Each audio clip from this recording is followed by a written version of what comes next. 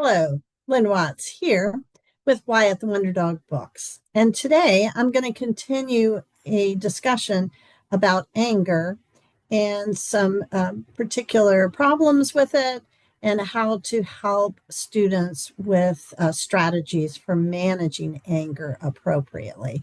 Something that I think probably as a counselor you're asked to do on a pretty regular basis. Before I get into talking about that particular topic, I do want to let you know that if what I talk about today is something that you feel like you could definitely use in a classroom lesson, I want to let you know that you can follow up with let me pull my book out here, with a lesson that you can find in volume 2 of my lesson plan book. And all my lesson plans, of course, are aligned with ASCA standards. They have objectives, essential questions, activities for all different ages. And there is a lesson plan in this book on emotional regulation.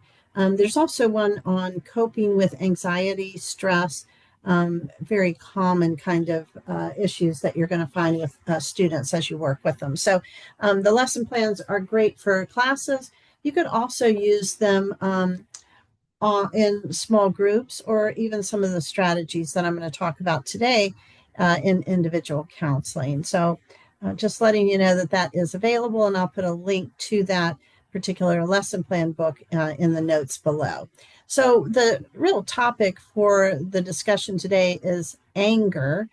Should you let it go, or should you problem solve? And I think this is always a question that a student needs to ask themselves as they come to a better understanding of the emotion of anger and what it means. So in my previous video, and if you haven't listened to that yet, you might want to go back and listen to it.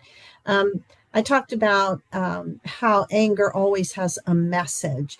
And I think that what that message is helps us decide what we want to do about the anger. Now, obviously, all of this is a lot of in-depth kind of critical thinking, and a very young child is not going to be developmentally ready to do all of this. An older child may be developmentally ready, but they have to be taught these kinds of skills.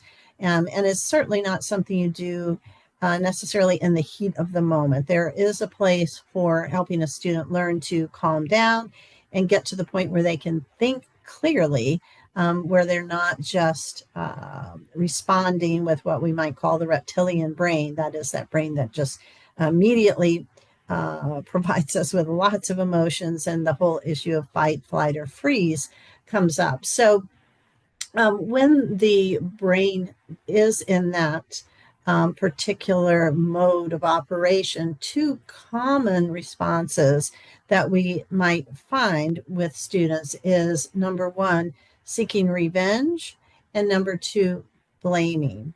So these are certainly choices that a student can make when they are feeling angry. Not very good choices, but they are choices that students might make based on a particular situation and getting very angry about it.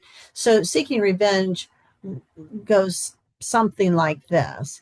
She made me look ridiculous in class or in front of my friends, and I'm going to get back at her by embarrassing her next time. Or maybe he made me mess up during the game or the practice, and so I'm going to give him a hard time at practice and make him mess up now. So that's the kind of the revenge sort of thing, where a student tries to get back at someone because they feel like they have in some way hurt them and made them angry. The other choice, again, not a great choice, is blaming others. And this is a response when students might deliberately make someone else angry so they can experience some relief from their own anger. Okay, so blaming someone else. It's her fault that I'm in trouble. I'm going to spread rumors about her and get back at her. That's sort of a combination of blaming and revenge. Or it's not my fault I lost the game. I'm going to point out all the mistakes that he made, so everybody blames him. So again, well, kind of a combination of blaming and revenge. So anytime a student is in a situation like this where they're angry with someone else, and angry about a situation, I think that what we need to do is teach them to use critical thinking, that is our prefrontal lobe critical thinking, as opposed to that reptilian brain, and recognize that they have choices in the matter. And so there are, generally speaking, two choices.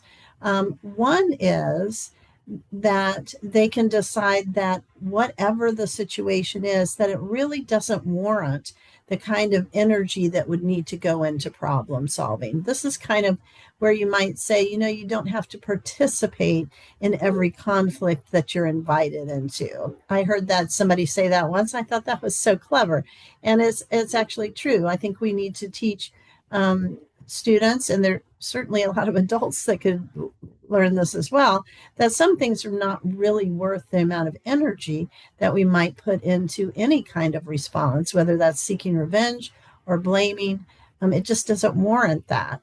And we could go into the reasons for that, but I think it's, a matter of recognizing that not every single time that there is an opportunity to get upset that we need to do that. The other choice, of course, is that it does warrant that time to kind of delve into the problem, understand the problem, and then perhaps solve it. So this could mean all kinds of different things. It could mean talking to the other person and getting their perspective. Maybe the way we're looking at it is incorrect. It might be confronting someone if their behavior warrants that. So if something is unfair or something's intrusive.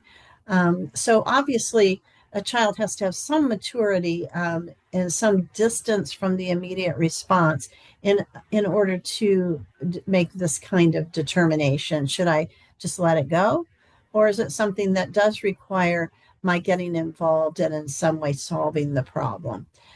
So here are just some good questions that I think we can teach students to ask about any time that they're feeling angry. And there's quite a number of them. So I'm going to link you to a blog post that I have about what I'm talking about today. So one is, how much control do I have over the situation? There's some situations where we have a lot of control. There's some that we don't have any control at all. It's up to other people. What is the attitude or approach of the other people involved? What is their attitude? So in other words, moving out of our own perspective and taking a look at it from someone else's. How much time and energy will I need to invest in solving the problem? What are the likely consequences of letting it go? For instance, is it just going to be an ongoing thing that's going to come up again? Or is this just a one-time thing that was really kind of minor, and so it's okay to let it go? What are the likely consequences of taking a more proactive approach and getting involved?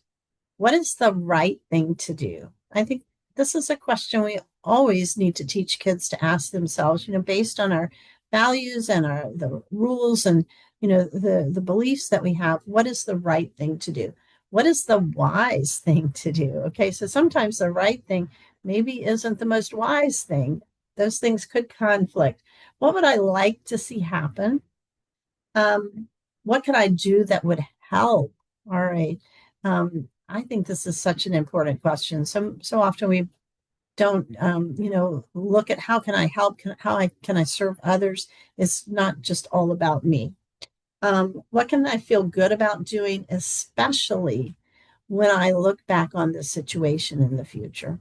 So how should I act so that I don't have regrets in the future? So I don't look back and say, wow, I really wish I hadn't done that.